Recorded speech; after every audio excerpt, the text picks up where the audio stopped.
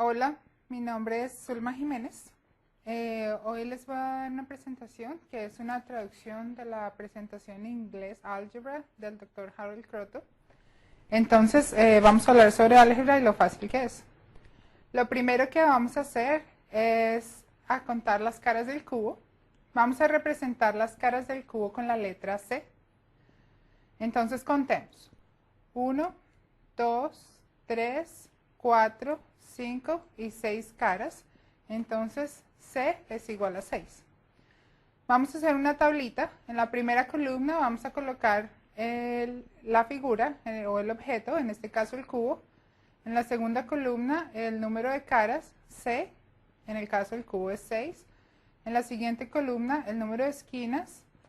En la siguiente el número de bordes.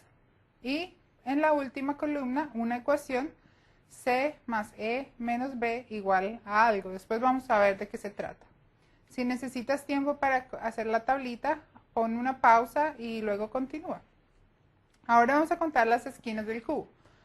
1, 2, 3, 4, 5, 6, 7 y 8. Entonces el número de esquinas E es igual a 8.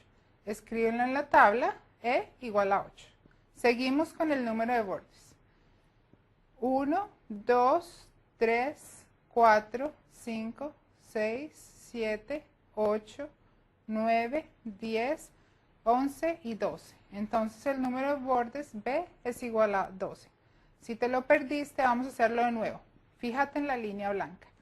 1, 2, 3, 4, 5, 6, 7, 8, 9, 10, 11 y 12. B igual a 12, lo escribimos en la tabla nuevamente. B igual a 12. Ahora, aquí tenemos la ecuación. En esta ecuación tenemos que C más E menos B es igual a algo. Entonces, para ver a qué es igual, vamos a mirar nuestra tablita y vamos a reemplazar los valores de C, de E y de B en la ecuación de la siguiente manera. C es 6, E es 8 y B es igual a 12. Ahora vamos a hacer el cálculo. 6 más 8 es igual a 14, menos 12 igual a 2.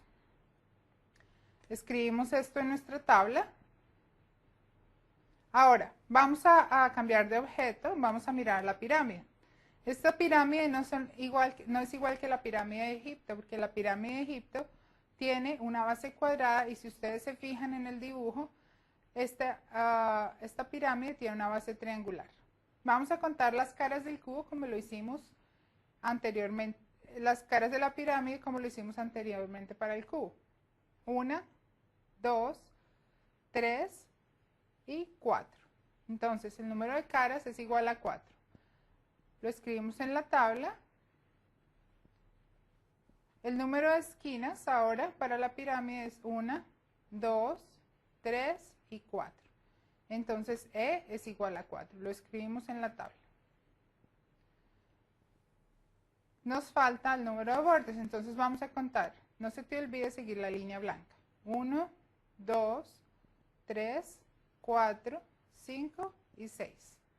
Tenemos que B es igual a 6. El número de bordes es igual a 6.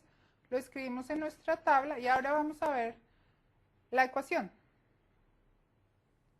Tenemos la misma ecuación, pero ahora tenemos diferentes valores para C, E y B, los cuales reemplazamos.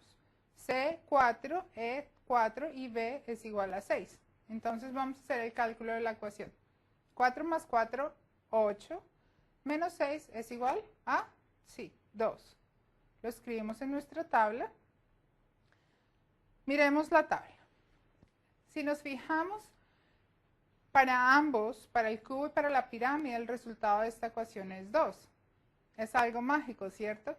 Si tú te pones en la tarea de buscar otros objetos similares a estos y practicas encontrando el número de caras, esquinas y bordes, te vas a dar cuenta que siempre la ecuación es igual a 2. Este fue un descubrimiento de un matemático que es ruso, fue ruso, se llamaba Leonhard Euler y por esto la ecuación se llama la ecuación de Euler. ¿Cuál es la ecuación? El número de caras más el número de esquinas menos el número de bordes es igual a 2. Ahora, como tarea, mira si puedes hacer lo mismo para el icosaedro y la pelota de fútbol. Si no sabes qué es el icosaedro, busca en internet, calcula el número de caras, de bordes y de esquinas y te vas a dar cuenta que el resultado para la ecuación de Euler es igual a 2. Haz lo mismo con la pelota de fútbol. Bueno, muchas gracias por atender la presentación y espero verlos en otra oportunidad. Gracias, adiós.